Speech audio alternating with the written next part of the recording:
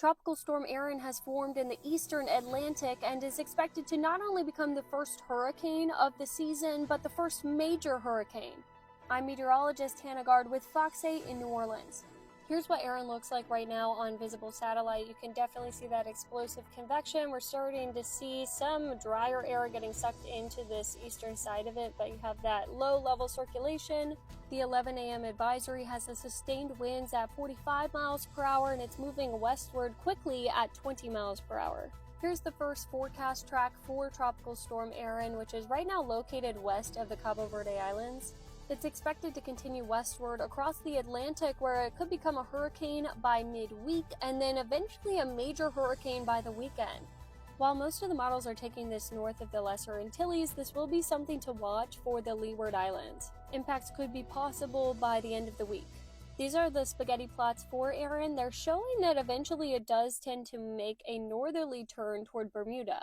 And there's pretty good model consensus with this northerly turn. There's only a few outliers when you look at these ensembles that take it into the east coast of the U.S. And the reason for this is this area of high pressure that's right now steering Erin to the west, but later in the week you start to see this high pressure weakening, which would then allow for the system to take a northerly turn.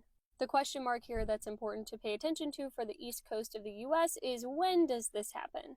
Those were the European ensembles. These are the American ensembles, or the GFS ensembles.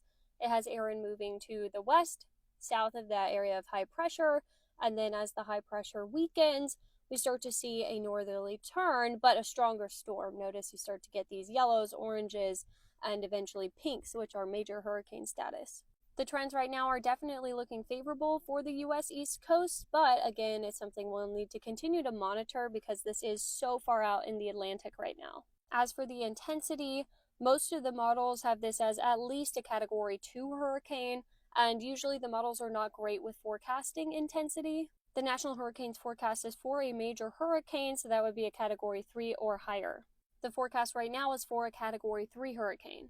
On average, the first major hurricane of the season doesn't form until September 1st. So it's looking like we'll get our first hurricane right around the time that we typically would, but we'll get our first major hurricane early. It's right around this time that we would expect to start seeing hurricanes forming in the main development region of the Atlantic. The peak of hurricane season starts on August 15th, so on Friday, and lasts until mid-October, and this is typically when we see the bulk of that main development region activity. We will continue to track Erin as it moves westward across the Atlantic, especially for potential impacts for the Leeward Islands. If you live along the east coast of the U.S., it's good to continue to monitor the system and keep your guard up. And if you live anywhere along the U.S. coastlines, you should already have your hurricane preparedness plan in place.